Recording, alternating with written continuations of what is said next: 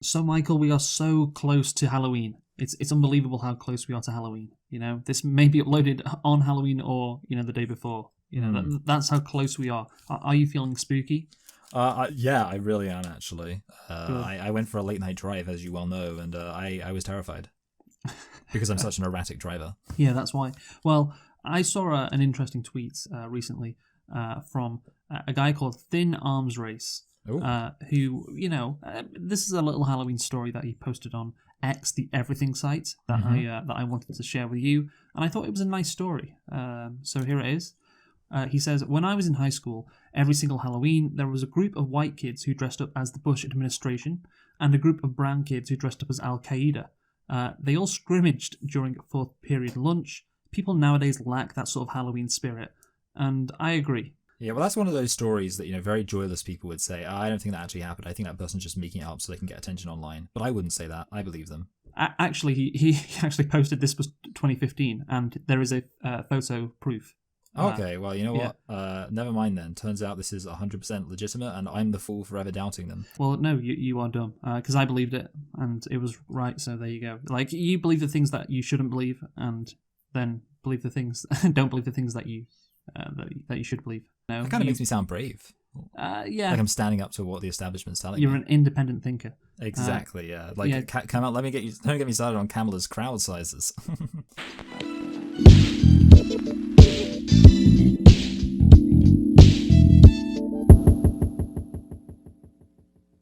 Hello everyone, and welcome to Select and Reflect, the movie review podcast, or should I say the spooky review podcast. I don't think I've ever done that before, where we look at films that have come out in the near and distant past, give them a couple of watches, and evaluate them beyond first impressions. I'm your host, Michael, and I'm joined as always by my co-host, Luke. And this week, we are doing our second and final, because it's been a dry October, horror movie for Spooktober, and that is The Blair Witch Project. So, and of course, what is this? This is the 25-year anniversary of this iconic horror movie. So Luke, why don't you tell us a thing or two about the Blair Witch Project? Well, you are right, Michael. Indeed, it is the 25-year anniversary of the Blair Witch Project. And it is a 1999 American supernatural horror film written, directed, and edited by Daniel Myrick and Eduardo Sanchez. Sorry. Racist. Sorry, I didn't realize this was the Racist Witch Project. I don't know, I wanted to make it like a pun, but I couldn't. Yeah, it's just such a Latino name, Yeah. Well, wait. It says here on Wikipedia, it is a fictional story. Wait, what? No, we'll get into that in a bit. So, the film stars Heather Donahue, Michael Williams, Joshua Leonard. It was released on July the 14th, 1999. Of course, premiered at Sundance, rather, I guess, famously. A few months beforehand. Oh, you know about it premiering at Sundance? Well, I felt like I know something about the reactions to this film. Maybe I'm just thinking the fact it premiered. I feel like you're going to tell me something interesting happened, and I'm going to be like, yeah, I think I had a vague memory of that. Well, probably not, because it just got a lot of buzz at Sundance. It was the talk of the town at the Sundance Film Festival. Oh, I see. In 1999 in January, and therefore a few months later, it was released in the United States on July the 14th. So, Michael, can you guess what the budget was for the Blair Witch Project? And yes, of course, this is the budget box office difference, shall we say, is one of the most notable we've ever done. Oh, God damn it. Oh, yeah, okay, because it would have been really, really cheap. Okay. How did you not think of that? Well, I just, I don't actually think about this until the second you ask me, and I'm like, I suppose I should actually think about this. 200,000. That's probably less than that, isn't it? But okay, let's go 200,000. Okay, good. So it's funny you say it's less than that. I'm going to give you that because the budget, it says this on Wikipedia, its minimum was 200,000, and then the max it could be is 750,000. So that's quite a difference. I'm not sure why it's 200 to 750,000. That's like, if you imagine that as like any other, increased by an order of magnitude, that is quite the difference. Yeah, exactly. But yeah, it's funny. You're like, it's probably lower than that. Initially, it was lower than that. Initially, it was only, I think, about $30,000 to film it, in the woods. But then, of course, with editing and just post-production efforts, therefore the budget went up to 200,000 at minimum, and then of course 750,000 at maximum. So yeah, quite a big difference. But yeah, I'll give you that. Can you tell me, however, Michael, what the box office was for the Blair Witch Project Now, you said it was a very big difference. Of course, having said that, because the budget was so small, I'm guessing like it's in the hundreds of millions. Or the thing possibly. is, I mean, maybe you were already aware, but you should have been aware without me saying there's quite a big difference of the fact that there was quite a big difference between the box office and the budget. Yeah, I mean, I could have. I mean, I know this movie is very well known. I'm just trying to think. Obviously, like horror. I mean, we've having said that, like our movies didn't do great. I'm gonna say, you know, this could be stupid for a number of reasons, but I'm gonna say 150 million. Why do you think that's stupid? As always, you know, I like to, when you say like, oh, actually, Michael, it was much higher than that. I was like, oh, of course, but really, until you've told me, a lot of the time, I literally have no idea whether you're going to tell me I've massively underguessed or massively overguessed. Well, why don't we, use our brains? Okay, why don't we use our brains? Right. So you normally go under. Okay. Yes. So I've probably gone under. Would be. So why don't you try and go over for once? Yeah, no, but the thing is, you know, I'm always then eventually the rule would fail. You know, I like to. We haven't got there yet, have we? Okay. So let's go for 300 million. Oh, you went over. Well done. Yes, brilliant. Yeah. So the worldwide gross was 248.6 million. Yay! Which is 4,000 times its original budget, which is quite incredible, isn't it? Yes. Yeah. Yes. 4,000 times. Well, yeah, that's insane. And I don't know if that's the biggest ratio ever. It doesn't say so on Wikipedia. If they would have made this movie for $100 million, they would have made $4 trillion. They didn't think that one through, did they? No, they should. That's genuinely like the thought process nowadays in terms of making movies. Well, let's make the budget 100 million, so we can gross $1 billion instead of funding like 20 million movies. That's the way things have gone, unfortunately. But apart from the horror genre, which obviously always relies on these, small budget movies making back. Again, not 4,000 times its budget, but a decent ratio. It doesn't say, by the way, that this is like the biggest difference in terms of ratio between budget and box office on the Wikipedia page in film history. So I'm not sure that's correct, but it's got to be up there at least. It's got to be somewhere in the top percentile. Yeah. Anyway. Michael, let us get on to whether we liked the Blair Witch Project. Of course, like you said, it's an iconic horror movie. It popularized the found footage genre and not Cannibal Holocaust, because nobody's ever heard of Cannibal Holocaust, have they? Oh, yeah, that's a good point. Yeah, I forgot about. Yeah, well, yeah, that's another one. Yeah, let's do that at some point. Yeah, well, that's the thing. This, when I say this movie popularized the found footage genre, that's what I mean. Not It was the first movie to do it. But anyway. Did you like the Blair Witch Project?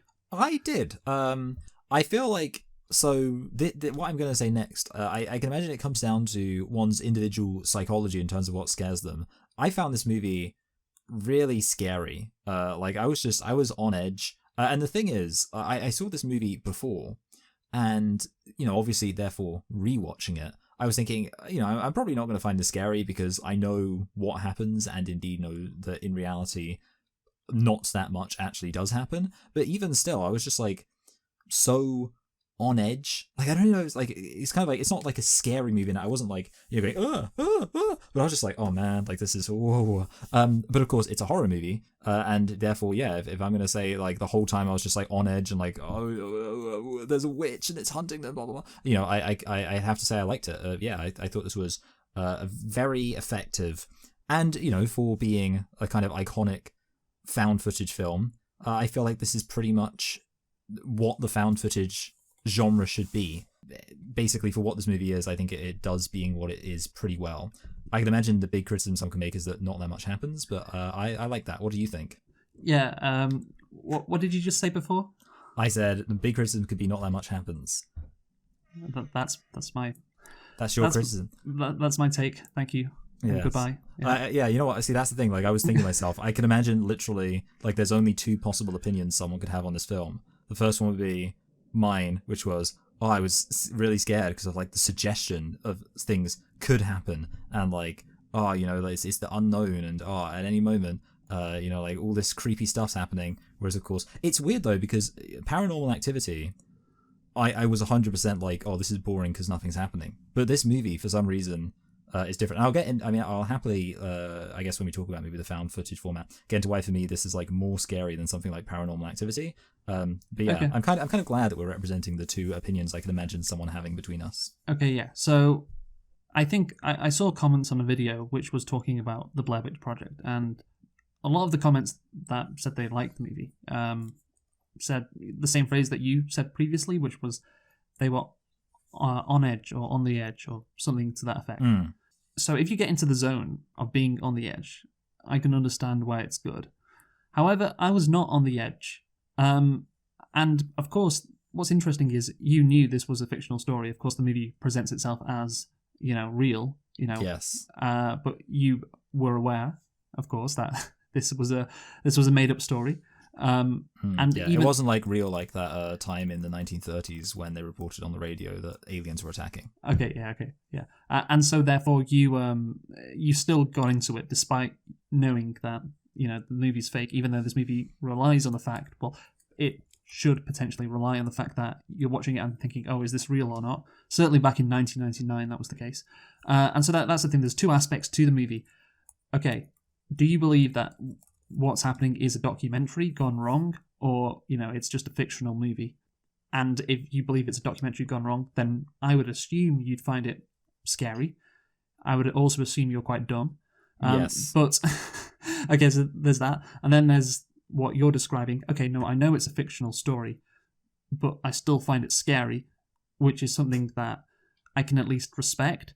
I can understand it, but I don't.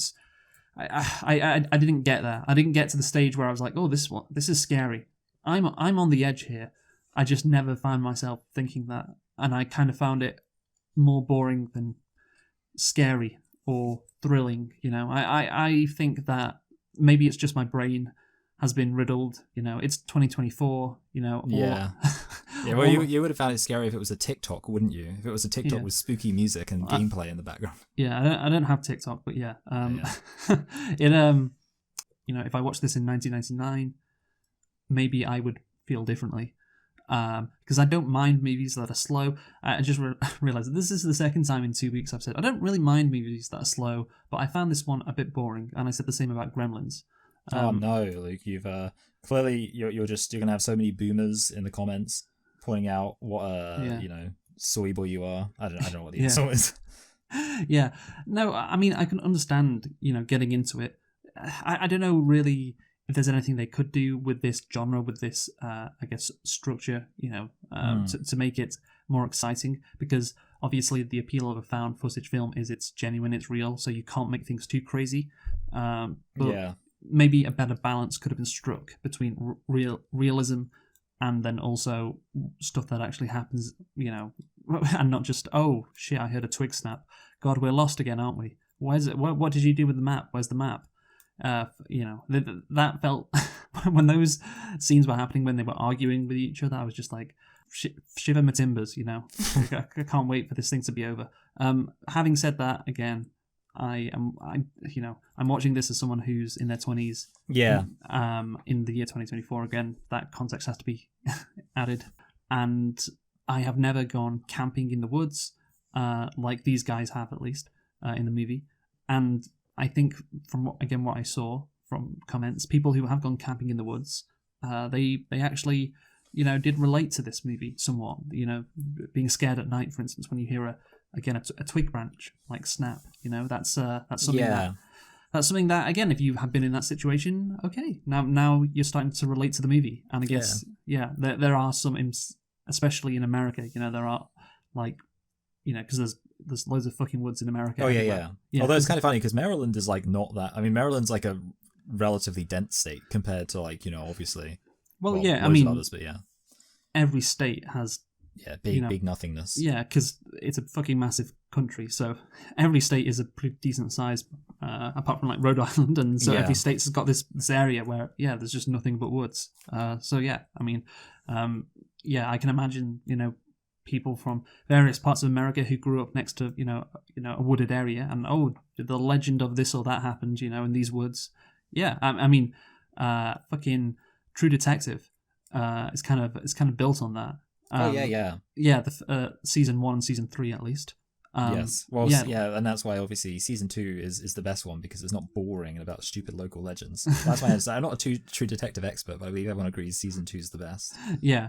So if you have a different life experience to me, then you can definitely get scared by this movie. But as someone who, again, I exist in the context in which I live in. Yes. Shout out Kamala. Oh yeah, yeah. So therefore, I just can't be scared. Yeah, you're not. So you're coconut pilled in the worst possible way.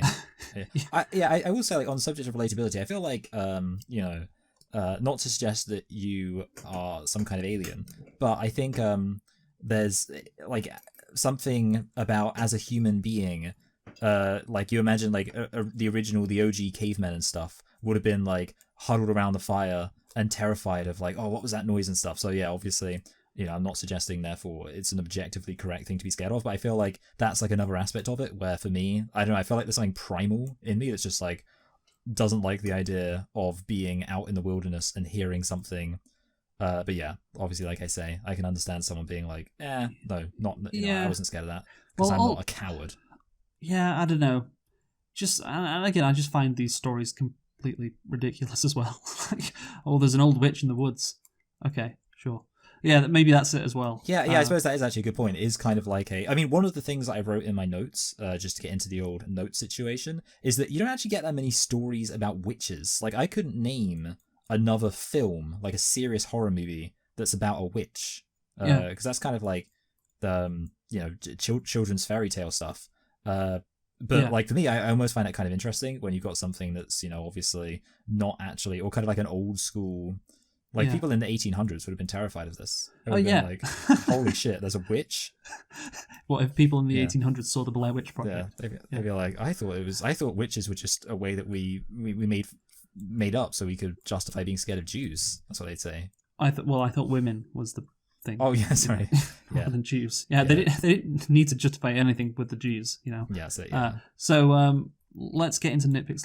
Do you have any? Oh, God, let's see. I have one. Oh, okay, it's kind of one. See, oh, God. Yeah, see, the thing about this is I don't know if it's a nitpick because it's quite a like fundamental thing in the movie. I found like the whole they're going in circles thing. Like what it like in my head I was like it's kind of like a massive power that doesn't make sense because obviously we're all clear on the fact that pretty much anywhere like they're like hiking for like 5 days or like maybe 3 days all in the same direction. And they've got a compass and stuff. So obviously we're all clear on the fact that logically, naturally, they should have, reached something, and that's why obviously, oh wait, they're going in circles and it's like implied it's magic. But like in my head, like that, like it's confusing because I'm like, so does this witch have the ability to like warp reality? But I'm like, that's kind of a stupid objection because someone could just say, yeah, the witch does have the ability to like warp the physical plane and make it so they're going around in circles. So in that sense, it's not really a nitpick because it's just like, yeah, I guess. But it's just like, to me, that's like a really kind of weird ability to wrap my head around because I'm just like, no, logically, like if you're in a place and you say, all right, you got your compass, you're going to head east and you just walk in that direction, you're going to hit something. And like, what, does the world like fold in on itself? And, Well, the idea is potentially, this is what I kind of subscribe to. Which explain this. I didn't realize you were part of the Blair Witch fan theory community. What's he called? Fucking Mike throws away the map. Yes. And he does that, I would hope, because of the supernatural element. Like the witch got to him somehow. Yeah. And screwed up his brain. And it's the same thing regarding like the compass. Like she's fucking meddling with the compass. Yeah, I think that could make sense because I actually saw like a weird thing that said like if you don't give a human beings naturally, if you tell them to walk in a straight line over a long enough period, they will just walk around in circles. Like I heard that, so maybe it's true. Well, that's why the compass is necessary to be meddled with. If otherwise, it's like you just go east and eventually you will hit something. Yeah. So yeah, like I say, it's not really a nitpick, but it was just something I was like, whatever. Yeah. So my nitpick is I don't have a nitpick. I have a nitpick because I love the movie so much. Yes, of course. Filming concluded for the Blair Witch Project on October the 31st. Wow, that is quite exciting. Which is Halloween, of course. No, they're almost they're even better at timing things than we are.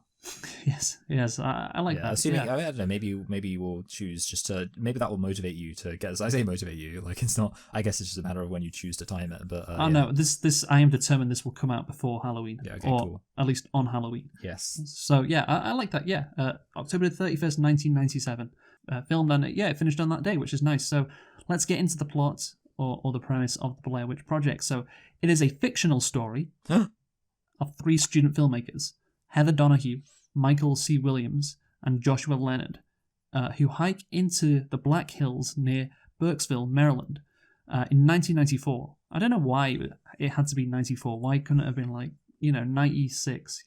Yeah, especially considering if that means like let's say you're supposed to believe this is like a real documentary footage. I feel like if it actually existed, wouldn't it have appeared sooner than 5 years later? Yeah, exactly. They want to film a documentary about a local myth known as the Blair Witch. The three disappear, but their equipment and footage are discovered a year later. The purportedly found footage is the movie that, of course, the viewer sees as an idea. Forget about the execution. As an idea, I think it's really nice. Like, it's inventive and interesting. And yeah, I can see why this took off, because yeah, just as a concept, as a premise for a movie, yeah, you can see why people were intrigued by it, can't you?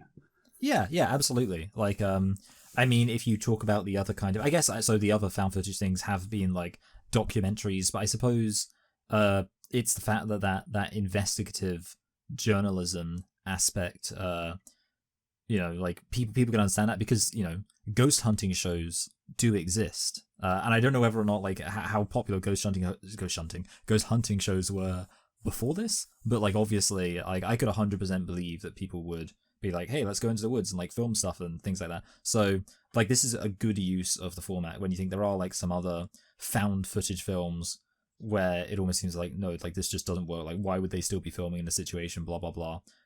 Here it works, and kind of like you said, the limitation is that obviously, like the film, like not as much exciting stuff can happen, because I feel like in a found footage film, if loads of exciting stuff's happening, oh come on, like they would stop filming, like they'd be busy running away and things. So yeah, I would say this is, even based on the criticisms of it, fundamentally and iconically a found footage film. But yeah, again, my problem with it is, despite the idea being interesting, like of course I don't believe what I'm seeing to some extent. Well, I don't believe it could have been found footage, so I have to then rely on the movie for what it is, just like a fictional story. And again, like I said, I don't find that scary either. So yeah, that leaves me in a bit of an issue. With a bit of an issue, sorry. And yeah, again, in terms of like it being real found footage or it's a fake documentary, do you remember when the credits start? And do you know what the first credit was? I can't remember, no. It was directed, produced, and also written by Eduardo Sanchez or Merrick or whoever. So it says in the credits, written. So yeah. I mean, so I'm going to be honest, I don't fully know like the story behind like, was there like how considerable was the effort to be like, oh, this is a real movie? Well, I'll get into that. Okay, yeah. Of course, I'm going to get into that, Michael. Yeah, I assumed you would be, yeah, but I'm just, because obviously, like from my perspective, obviously, like because I'm not retarded ever on anything, especially when it comes to films and their production. Yeah. I never thought, like, obviously, that this was like a real movie that was, Well, yeah. So this is a nice quote from Roger Ebert. First off, there, before we get into that. So at a time, this was 1999, by the way. So at a time when digital techniques can show us almost anything, the Blair Witch Project is a reminder that what really scares us is the stuff we can't see. The noise in the dark is almost always scarier than what makes the noise in the dark. And I guess that's what we've always said, really. Less is more, isn't it? Suspense of the unknown. I think the filmmakers compared this to Jaws, where you don't actually see the shark a lot, of course, in Jaws. Yes. And that builds the suspense. And, of course, it works if you're trying to make a cheap movie as well, a cheap horror movie, which is why, again, horror movies are always quite cheap. Because of this factor.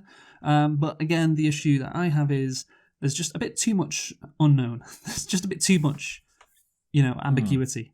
Yeah, I mean, we should say this movie is not feature length. So, and like on that note, like I do think there's a bit in the middle where you're like, okay, they're going to do another night. Like, I feel like in a way, for me, this movie would be maybe even slightly elevated if, like, it was an hour and 10 minutes instead of an hour and 20. But yeah, obviously that's it didn't even they didn't even go for, like, they decided to bloat it out. That's I mean, obviously, like I said, I enjoyed it, but bloat it out to an hour and 20. But they were like, no, we can't even. That's as close as we can get to feature length. Because like they if you told me to add another 10 minutes to this, I'd be like, no, leave me alone.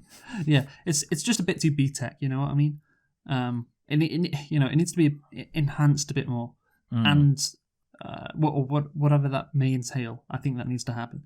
But for it to be, I guess, more suspenseful, for me at least, more scary.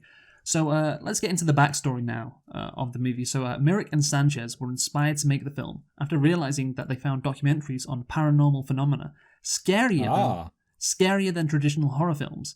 So the two decided to create a film that combined the styles of both.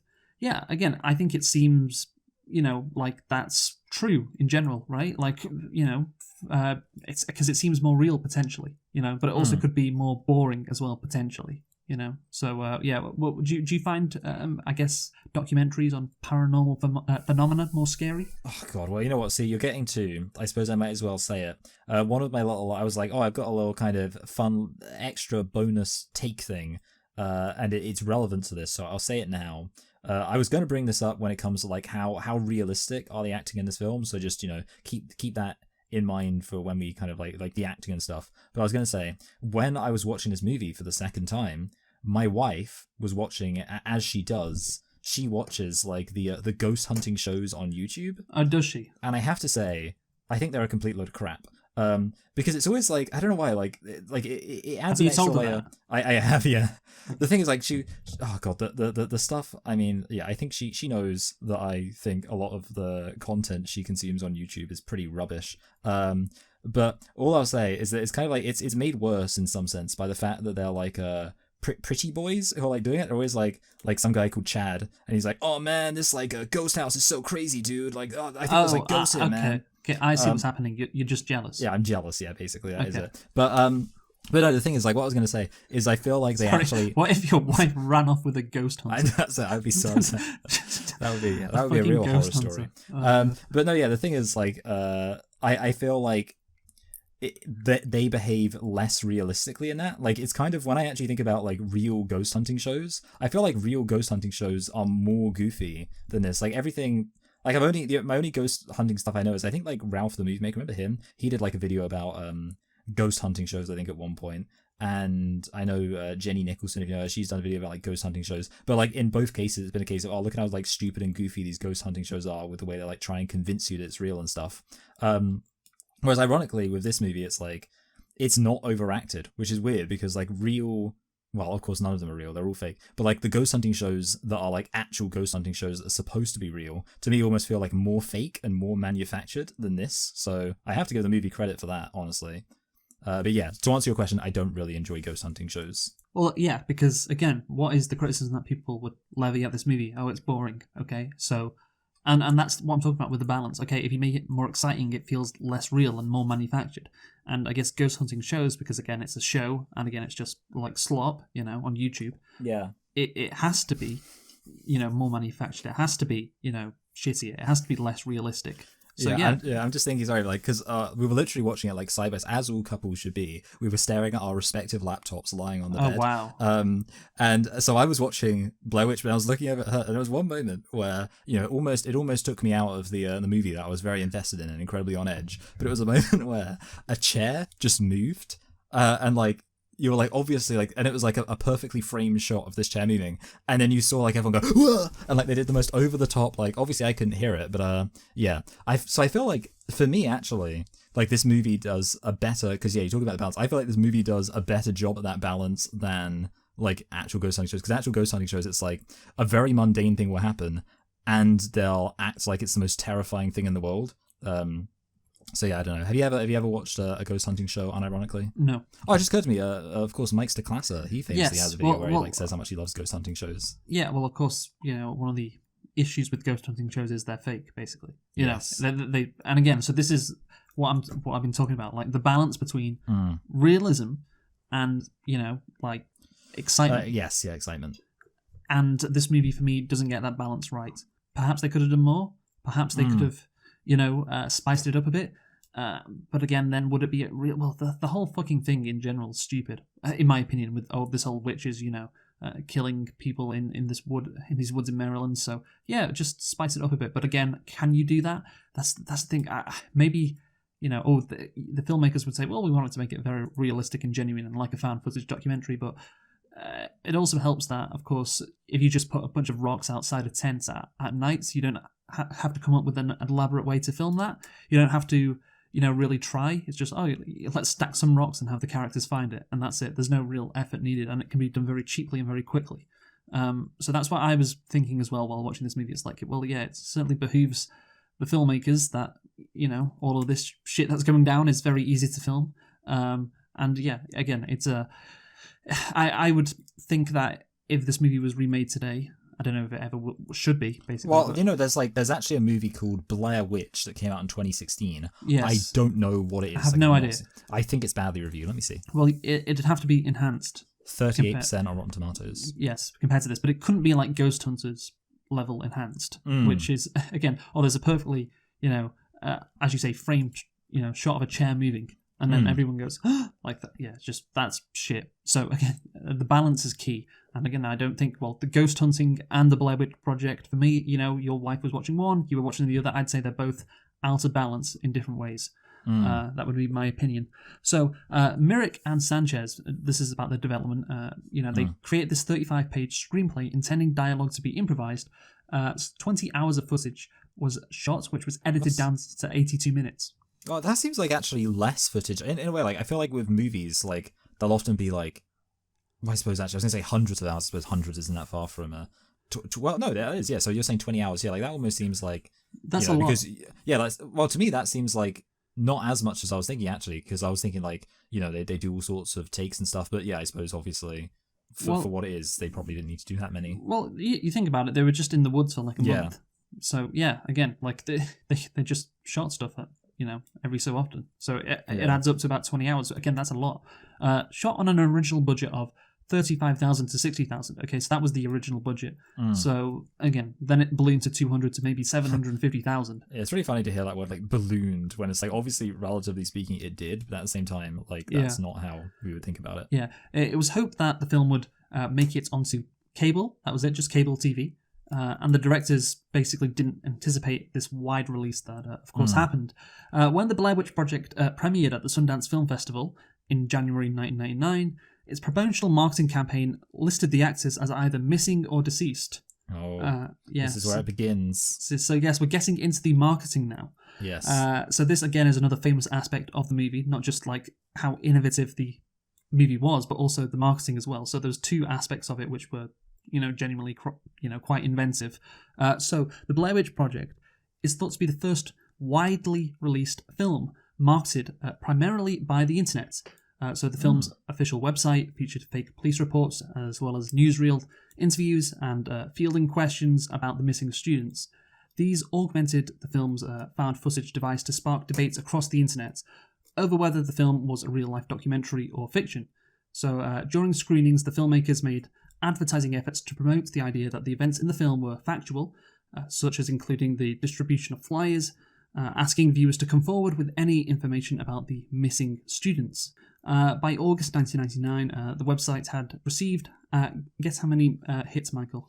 That's what it says on Wikipedia, hits, which I like. I don't know, that's probably 10 million. 160. Okay, that's not many. Wait, 160 million? Or? 160 million. Okay, that makes more sense. Sorry, I was like, that doesn't seem that many. 160. I was like, surely, yeah. I was like, that's impossible. Yeah, that makes sense. Yeah, so after the Sundance screening, Artisan acquired the film, and a distribution strategy was created and implemented by Steven Rothenberg.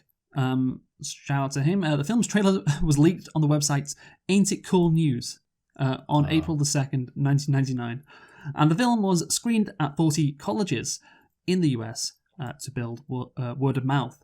And then afterwards, a third 40-second trailer was shown before which movie, Michael? What? Wait, so what year was this? 1999 still? Yeah. Shrek. I don't know. Yeah, you do.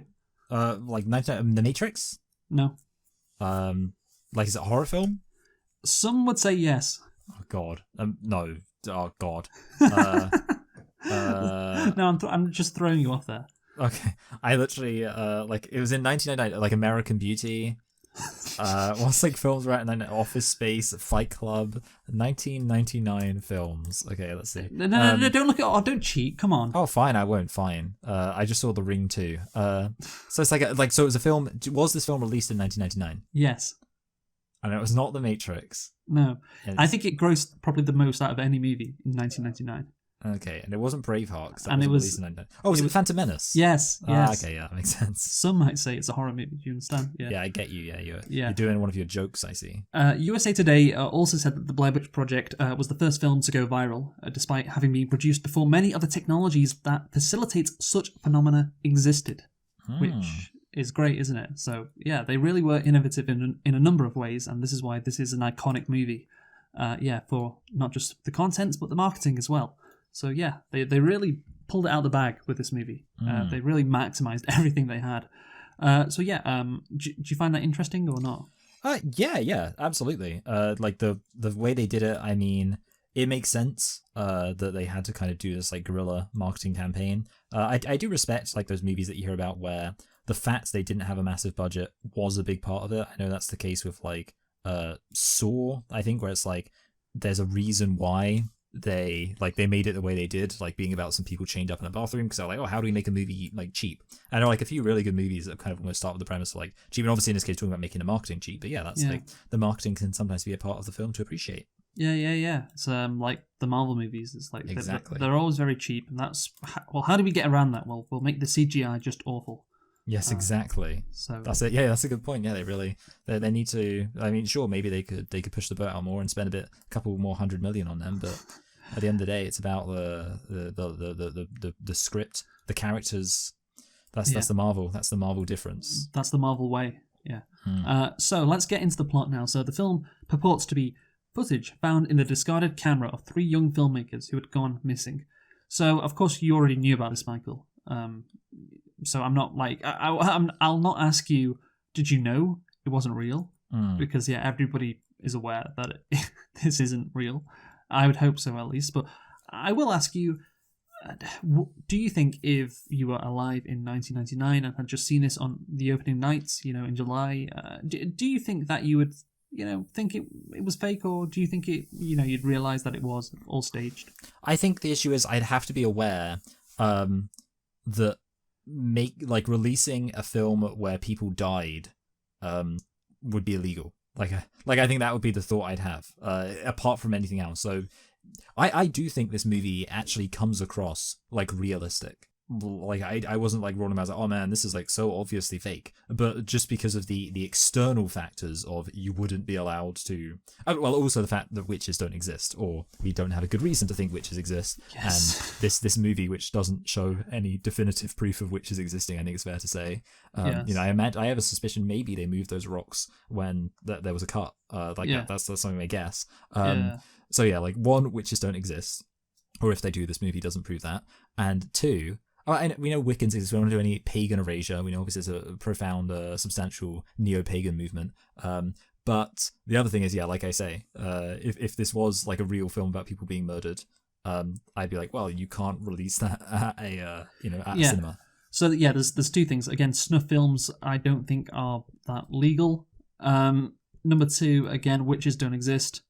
So those 2 things would make me suspect where I don't think this is real. And point number 3, again, like there's so many conversations that have just been being filmed, and I guess when you're watching the movie and you're in the zone, you don't really think about it, but like, why are they filming this conversation? I guess the characters are documentarians, that's why they're filming everything. But you're also a human being, and especially when they enter the house at the end, I did think, well, they'd probably, like, if they thought their friend was in the house and, one of the characters is where he's being at least tortured, you wouldn't probably want to film it. Yeah. So, again, these are the things that would crop up in my mind. And, I think I've got a pretty good nose for this, things being staged or faked. I mean, sometimes I'm not on TikTok, but sometimes I see, of course, videos on X, the everything site, that come from TikTok, and I watch them, and sometimes they're interviews, and I'm like, oh yeah, this is like fake, this is staged. Yeah. Like, so much shit is like I see come up on my timeline, and it's just, oh yeah, this shit is so fake, it's so staged. I can tell like right away, and I don't know if I can tell that because I've watched, I live in this era of 2024. But apparently, then again, I think not, because these videos are somewhat popular. So therefore, there must be people around today. You know what, Luke? I have a really embarrassing story to admit in this regard. Yeah. I shared a fake AI boomer like Facebook thing, thinking it was real. I didn't share it like online, but basically it was this picture of a swimming pool near some ancient Greek ruins that said like, this is, you know, Yabadlabatsa in Turkey, and you can swim in the ruins of this ancient Greek civilization. And I literally shared it to my wife and was like, oh, we should go on holiday here. And then she was like, the comments are saying it's AI. And I was like, okay, that's embarrassing for me. Yeah, and I that was doesn't surprise me about you. What can I'm I not say? ashamed. Yeah. So I don't think if I was around in '99, I would think this is real. Yeah. I think, and I again, what I said at the start, anybody who does think it's real, you know, genuinely, are you dumb? I was going to use a worse word then. Yeah, but you wouldn't do that. Yeah, I will say one positive thing that I'll say about, I mean, kind of like we already said, this movie is slightly more excusable in terms of like the why we're filming, simply because since there's not that much happening, you don't have to be like, well, why would they film this? Like, you know, this is like a serious. But then obviously towards the end, like the end is where, well, it's where the classic conflict comes into play of, well, the more exciting stuff is, and you know, exciting obviously from their perspective, horrible, but you know, the more significant big deal stuff is happening, the less sense it makes that they be filming it. The one moment that I liked though was when I think someone said like, you know, why are you filming this, you stupid bitch? And then she was like, you know, it's all I have left. And it's kind of like, I was like, okay, yeah, like I think that was good. Like I don't think that covers everything. Yeah, I mean, it's as good a reason as they can get. You know? Yeah, but like the thing is, like, I haven't seen this movie, but I saw the YMS review of it, which is good. You know, like that M. Night Shyamalan movie, The Visit.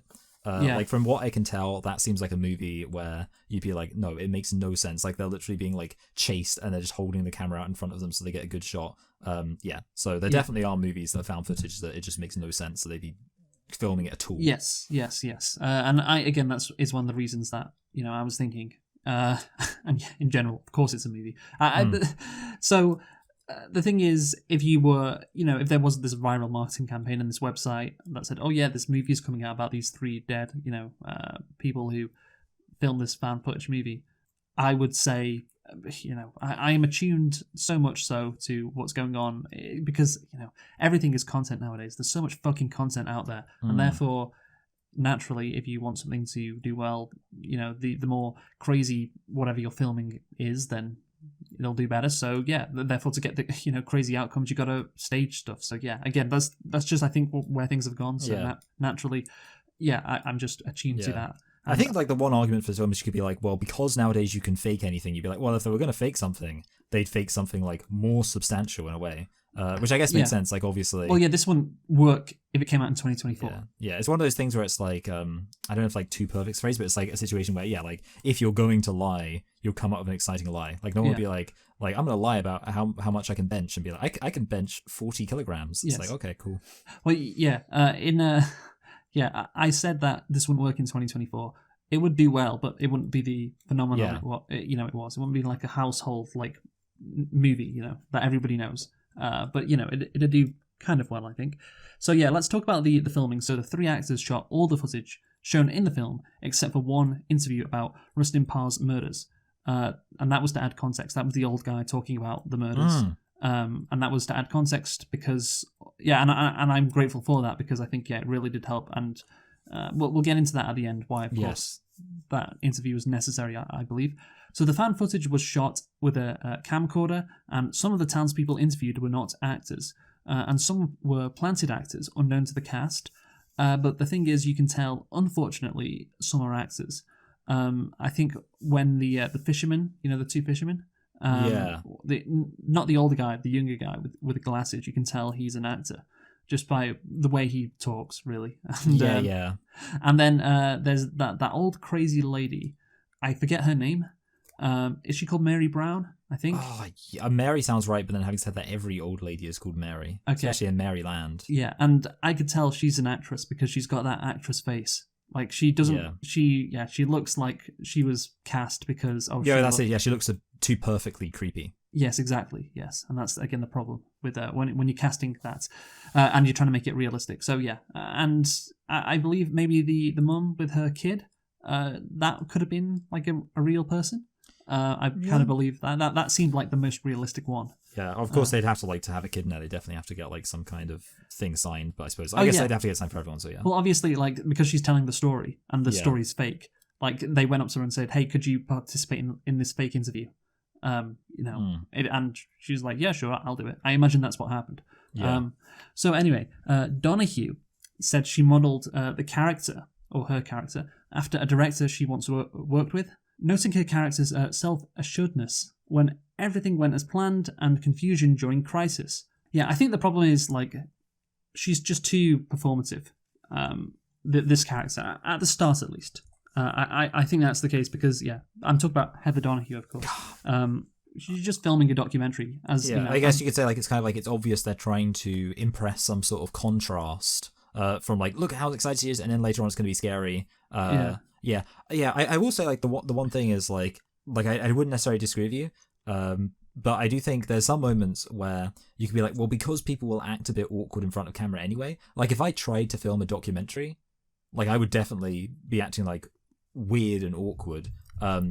Because obviously, like you don't exactly have to act like a real person. You have to act like a real person who's aware they're being filmed. Maybe they haven't been. Having said that, in this case, I think like specifically, maybe you're right. Yeah, you can just tell she's not being genuine. While the other two, I think, do a good job at being genuine.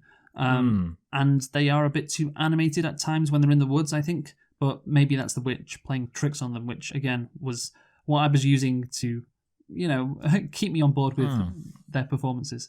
Yeah. I mean, like the whole like thing about like how realistic they're acting, it's kind of like an interesting question because it obviously hangs massively over this movie in some sense, in that like, if one is able to suspend one's disbelief, then that's going to be contingent on how realistic it seems. And I was thinking to myself, like, it's a bit hard to pass towards the end because you're like, how would one, I keep saying one, I don't know why, how would you react if you like basically just knew you were going to die? Like, because you're kind of, I was like thinking to myself, like, okay, they're like saying like, oh man, I just want to have a cigarette, blah, blah, blah. And like all the stuff I'm doing, I'm like, I don't even know, like, because I just couldn't imagine a situation where I'm just like, yep, I'm in the woods and I've been walking for 5 days and I basically know I'm being hunted, I'm going to die.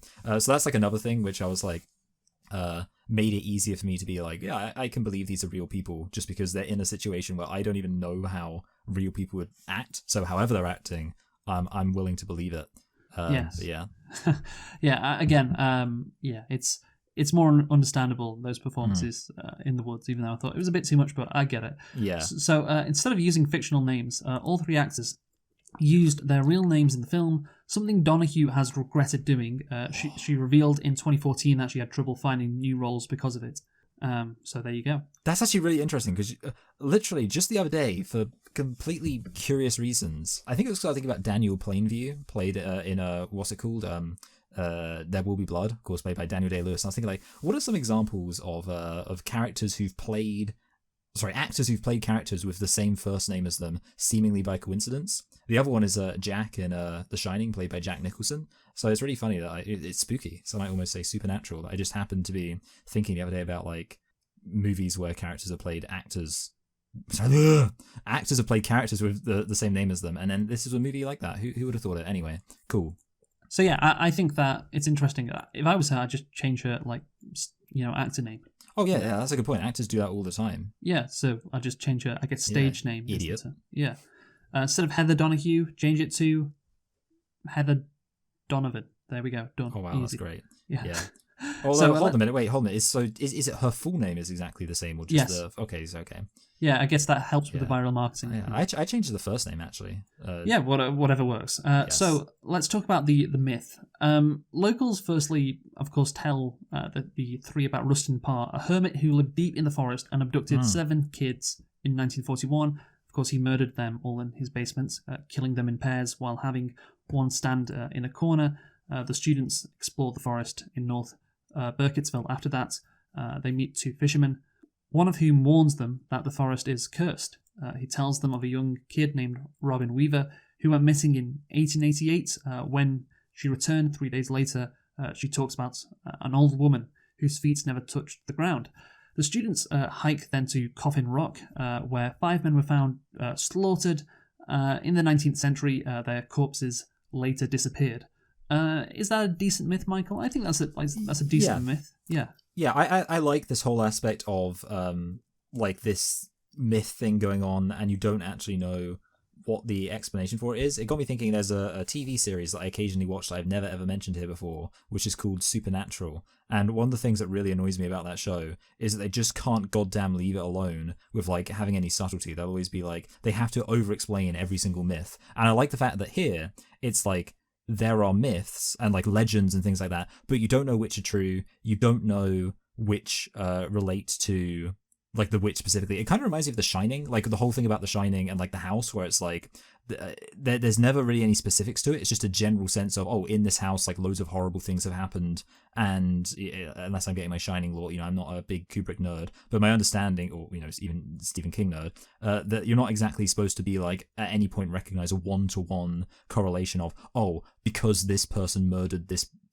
did this thing at this time, that's the specific singular reason why the house is haunted, and why Jack Torrance molested his son. And that's kind of similar to this movie, where it's like, I like the fact there's not exactly a singular one-to-one correlation of because of this specific thing, like that's the witch. Like some of this could be like just made up like folk stories and stuff like that. Like I would imagine, obviously it's all made up, but I'll get into that. So okay, yeah, I'm excited. There's a difference between the Blair Witch myth and also the myth of Rustin Parr, which again there's a disconnect there, which is never explained. And the whole the whole Blair Witch thing isn't explained that well either. No.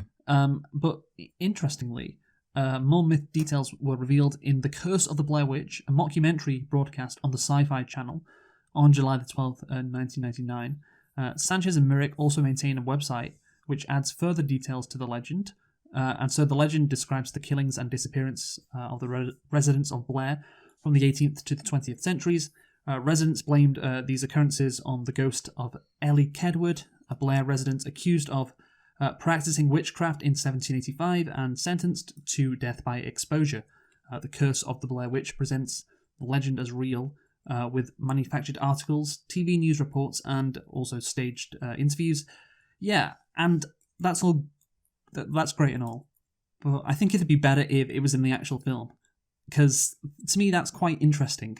And they could discover, these three characters could discover more about the legend as they entered into the woods somehow, some way. I'm not sure. I'd have to think about it, but that's quite interesting. And again, what connects Ellie Kedward, who is the Blair Witch, to Rustin Parr? That's not established in the movie, which is kind of crazy considering it is called the Blair Witch Project. And yeah, I just, you could say, less is more, but, yeah. And sometimes more is more. And so, sometimes, because there's a lot of, just walking around the woods and, we're lost. Maybe if you talked about the myth more, that would be better. That would be more interesting. Because I definitely think, again, there's a balance, like I've said before, and I think it wouldn't harm the movie at all if you included more of this stuff, which was in this mockumentary or on the website. What do you think? Yeah, I don't know. It's really difficult because on the one hand, I'm like, this movie made me want to know more about like what was going on, but at the same time, I kind of have like a mentality of like sometimes a movie can disappoint you, but in a way that's actually like it's interesting that it disappoints you because it's like like the fact it leaves you wanting more. Like I'm almost like I don't really know. Like if this movie like had a specific kind of canon and like really went into like the lore of all this stuff, in some sense I would find that more satisfying, but in another sense I'd be like there's kind of that aspect of there's like a mystery, but as soon as you find out the mystery, you're like, oh, okay, I guess that's it, that's the answer. Which is like I guess the problem with kind of fan mysteries in general, where it's like, oh, I really want to know this specific thing, and then you find out it's like, okay, there it is, that's the answer. So I think it's one of those situations where there's negatives and positives. I guess the other thing is it would have to, which it sounds like maybe it would have been, like they'd have to actually make it entertaining and substantial what the kind of the backstory was, because obviously, there have been plenty of movies that have had a great mystery and then they've been like, oh, we'll explain the mystery, but then the explanation is kind of like, like there's definitely some like movies I can think about where it's like actually to have the details explained would be like, actually, yeah, I could do without that. Yeah, but I don't want like it explained to in detail, to a massive level. Just a bits here and there, And I suppose. Yeah, you know what? Actually, I guess sorry, I know I'm interrupting you. I'll let you finish, Luke. No, it's just because again, like I've said before, there is a balance. You don't want. I guess you use the example of Supernatural. You don't want things our favorite show just explained in to the letter. It doesn't need to be to the letter. It can just be, a bit about, the Blair Witch Project, a bit about what happened in 1785. Not the exact timeline. Just here and there, and I think that would have been nice. But again, I'm not sure that this backstory was it created after they finished filming.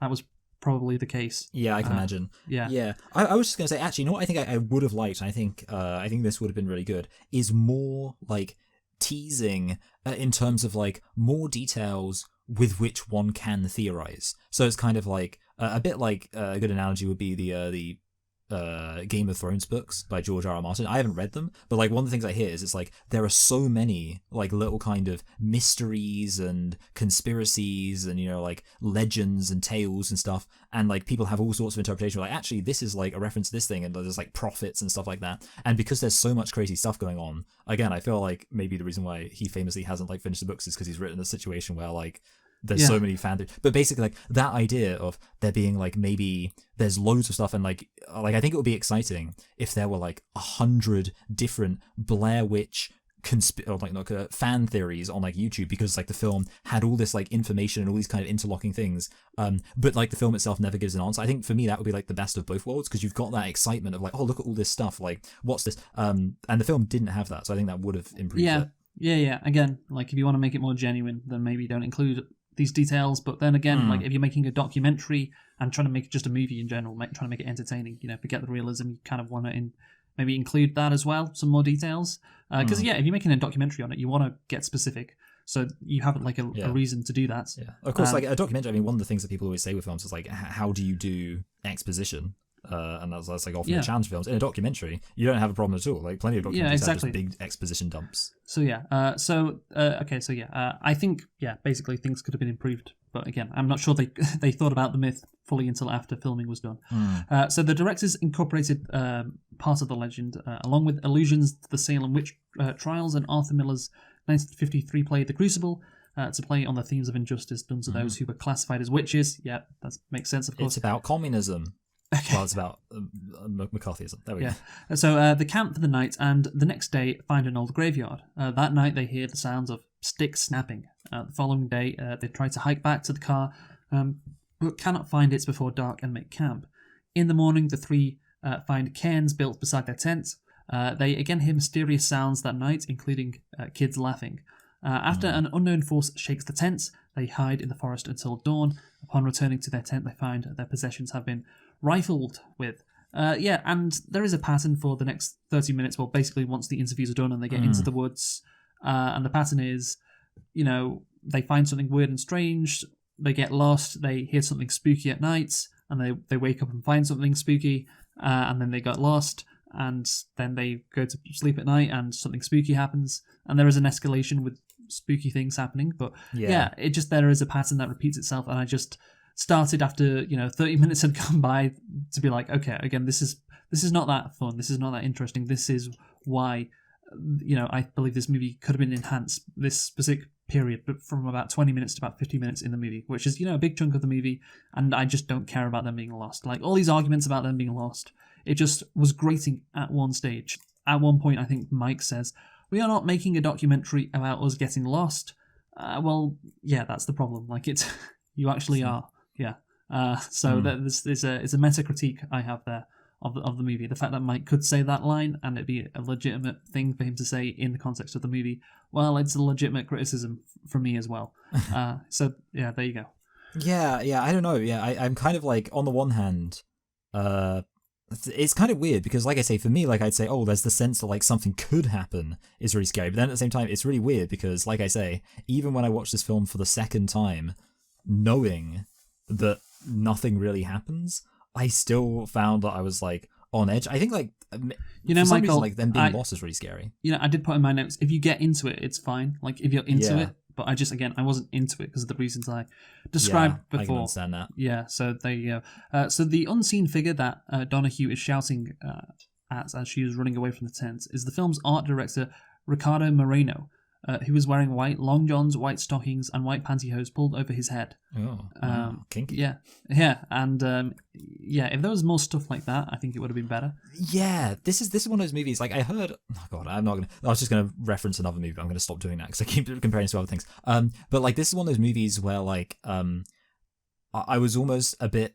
scared to pay too much attention because I was worried there was going to be some kind of creepy thing like off in the distance that was going to freak me out. But then the second time I nutted up and I was like, okay, no, let's actually see. And I was kind of disappointed there wasn't anything like that. Like I was thinking this could be like one of those movies where like one of those movies where it's like you have to rewatch it because the second time you watch it you realize like, oh, there's like stuff that they're capturing in the camera that they're not really noticing. So I was a little bit disappointed there wasn't stuff like that. And that's kind of related with like the, like what you're saying there about like there being this figure that they're chasing.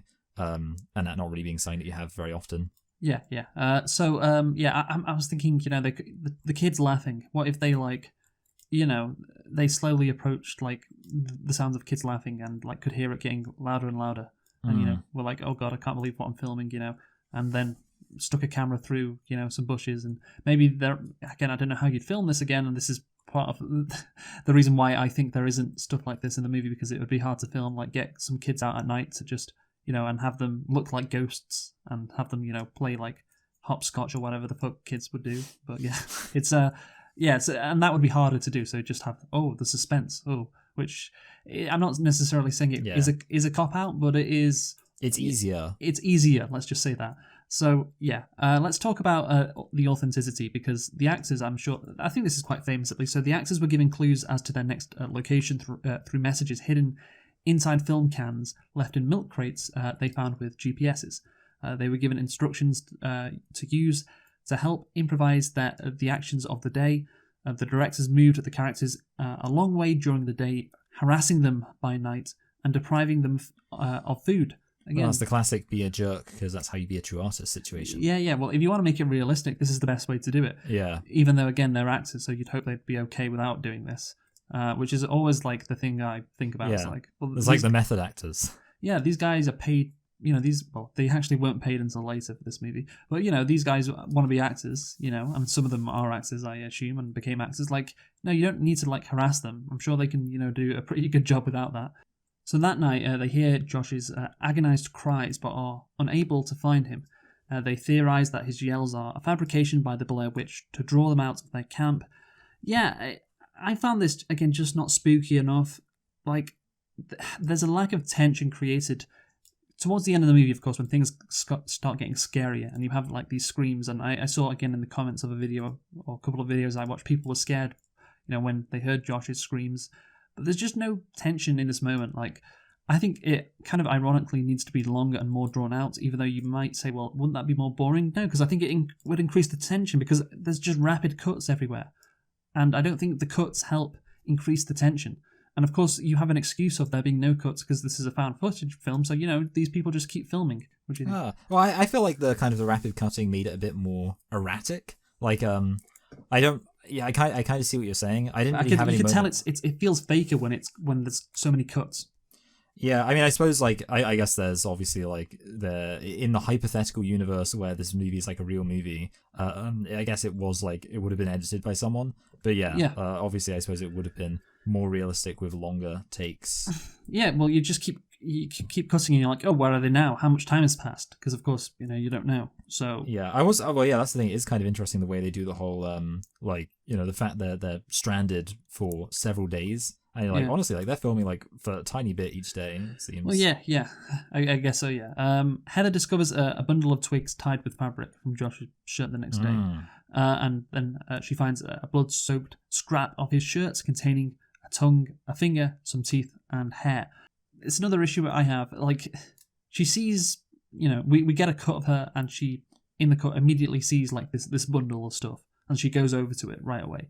And there should be, a slow dismay of finding it. Like, she should spot it after, maybe like 20 seconds, and then she spots it. And again, this would increase the tension. This would increase, like, the suspense. Because you cut to something, and you're like, okay, we should be, because there's so many cuts, okay, we should be focusing on something. We know something's coming up. Rather than, oh, what's that? Oh, wasn't that scary? that you see what I mean? How that increases the tension. That technique. I can see what you're saying. Yeah. So basically, you have more of a slow build to finding it. It's a staple of horror movies, like slow build-ups, and this movie just disregards that in the exciting moments.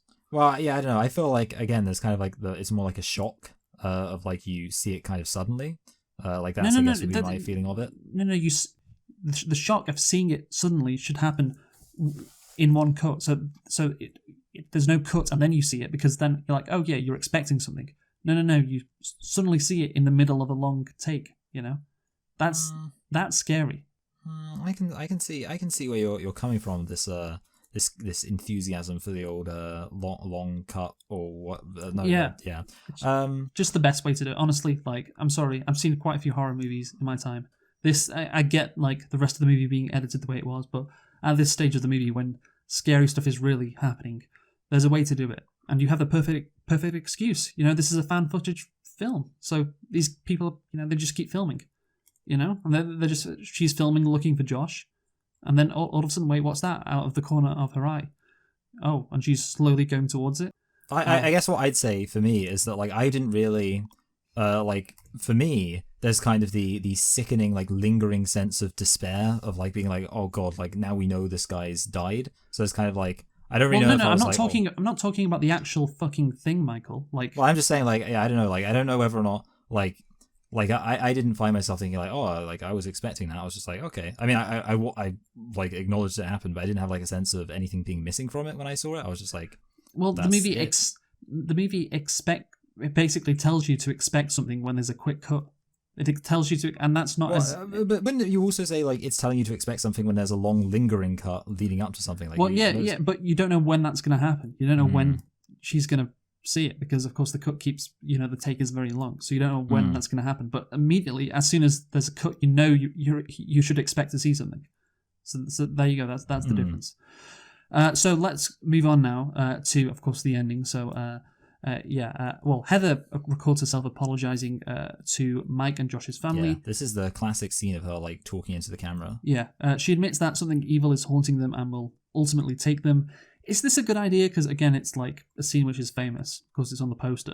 But I think, again, this decreases the tension, honestly. Her saying, yeah, something's going to take us, it's all over, I don't know. I suppose, like, I guess, like, what I'm realizing is, I think, like, and I guess probably by extension everyone else who, like, enjoyed this film, got something slightly different out of it. Because, like, for me, like, I was 100% like, yeah, that, like, the whole time I was like, they're definitely going to die. There's nothing they can do. There's no chance of getting out of this alive. And, like, the characters all acknowledge that. And, like, I was like, it's that sense of, like, knowing they are going to die is almost like it's more horrifying. Yeah, but again, like, they're not trapped.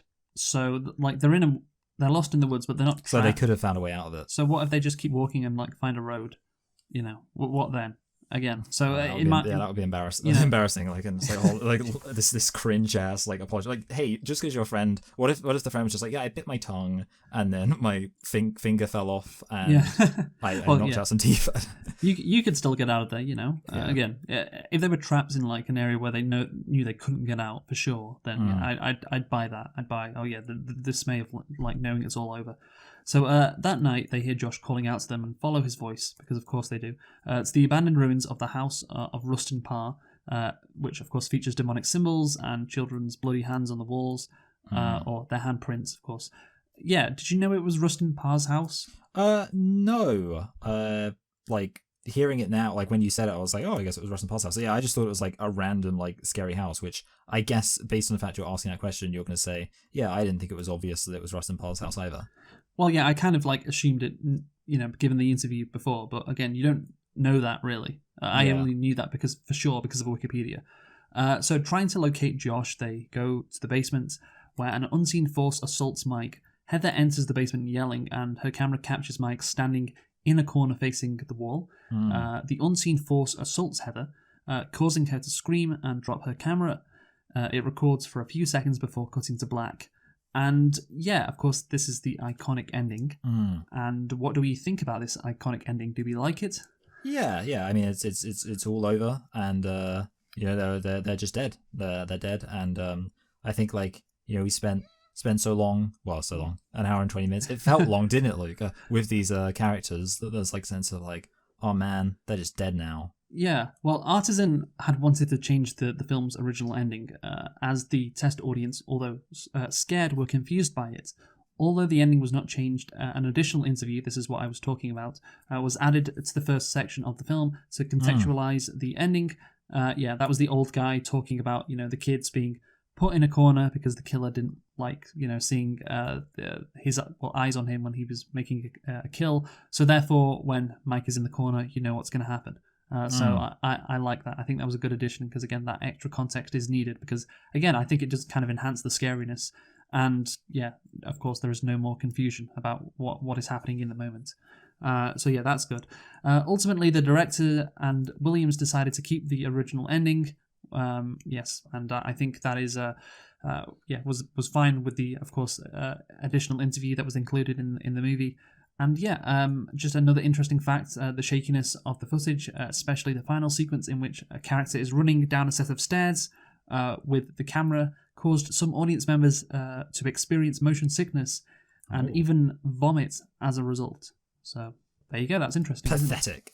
That is interesting, yeah. Yeah, which I think I kind of agree. It is pathetic, honestly. But yeah, so let us conclude now, Michael. You go first. Oh God, So the thing is, I don't know if I've done a good enough job pushing back against your lack of enthusiasm, because I really did find this film very scary, I guess is the word I'll use. Like, I was on edge. And I'm glad that you've shown, that you're like comfortable saying, yeah, I can understand that some people would find this film really scary if they're in the mood for it. I suppose maybe I should just keep watching this film until I find that I don't I'm just unfazed by it and I'm not in the mood for it. But like right now, I have to like review it based on my experience of it. And I'm actually going to give this film a low 8 because it's a horror film. And I think like one, I would say like as for being like the genre is of like found footage, which is a very iconic genre, and it's the most iconic film of that genre. And for me, it was really scary. I was considering like, because I was like, obviously there were some things where I was like, I could have done this, and like I was thinking like maybe I should knock it down a bit. But no, for me, I think like I'm a big fan of when there's kind of like a genre and a film like does the best it can within that genre. Obviously, having said like I don't think you'd ever have like a 10 out of 10 found footage film, but yeah, for me, like obviously the big kind of subjective variable here is like I was really like invested in the film and you weren't, but yeah, so that's obviously going to be a big difference in our rating, but again,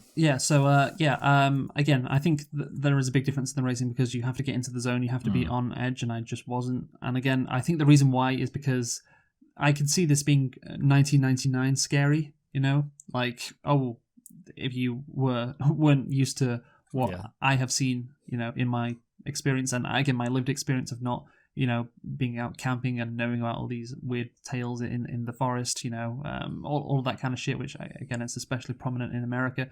Yeah, like like I said before, the camel phrase, I live in the context of I exist, or whatever the fuck she said. Yeah.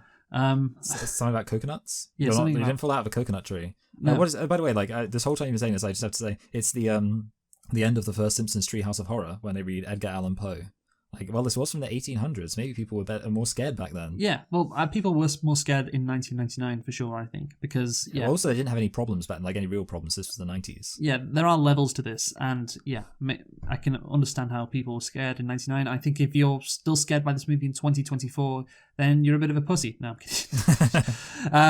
But yeah, again, it needs to be enhanced. It needs to be better than it is. But again, in 99, that wasn't necessarily the case. Again, this was the first movie that popularized the found footage genre, so I can understand why it was a phenomenon, why people really liked it.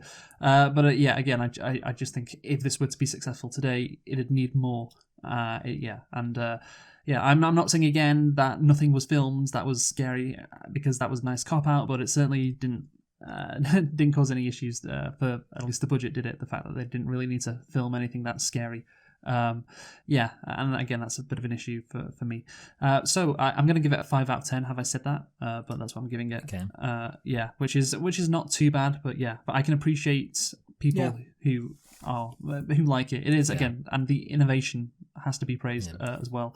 So I'm sorry, I was just going to interrupt to say I'm excited when we review what's it called, Paranormal Activity, because like I say, I definitely had the experience of just being like completely not into that movie. Then I'm going to fucking hate that, aren't I? I know, yeah, like that would be really interesting. Like, maybe, I'm wondering if we'll do a switch where you'll be like, actually, I found this really terrifying, and I'll be like, well, it was boring, Luke. We'll see. Anyway, what yes. Well, Spooktober is over, so what are we doing next time? Well, it's not going to be scary at all. We're going to be looking at The Election. Sorry, Election, the movie. Yes. And of course, that will be I guess that's also, 25-year anniversary? Yep. But it's also The Election. Yeah, well, we get a spooky outcome on the 5th of November. We have to see. But anyway, thanks for listening. This has been the Blair Witch Project. Join us next time for Election. Who have you been, Michael? I've been Michael. I've been Luke, and have a happy Halloween and goodbye. Goodbye.